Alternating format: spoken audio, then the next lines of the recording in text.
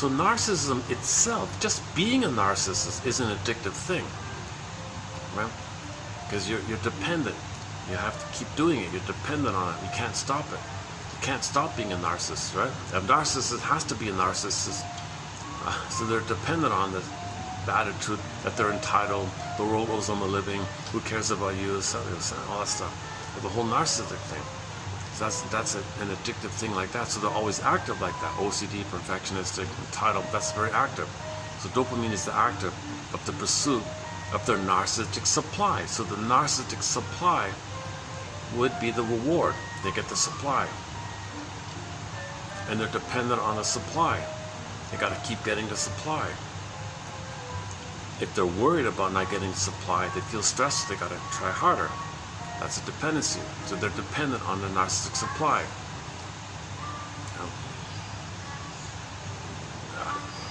Seeing others in a devalued place so they feel important by comparison. Feeling entitled to be center stage is all about them.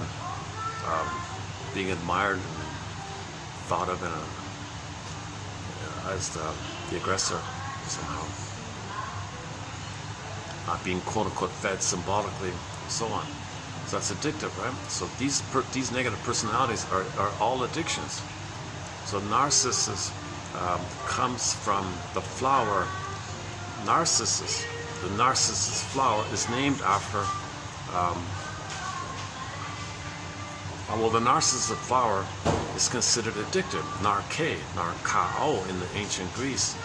That flower gives people an addictive thing.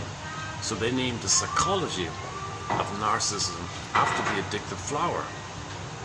So narcissism is in reference to it being addictive simply by choosing the flower to name that psychology after.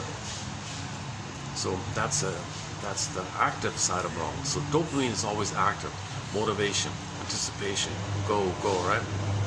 Now when we're doing is in pursuit of something that you need to push away the pain, okay? Or can you do something from your authentic self, which is an expression of your beingness? So there's two kinds of doing, obviously, right? There's a defensive doing called neurotic pride, searching for neurotic pride, versus the healthy pride of expressing your authentic self. Now, if you don't have the authentic self, then you're in the defensive self. So you got a defensive need. So the defensive needs can be addictive. Whereas if you have an authentic self, there's no urgency to do anything. You just so naturally express your unique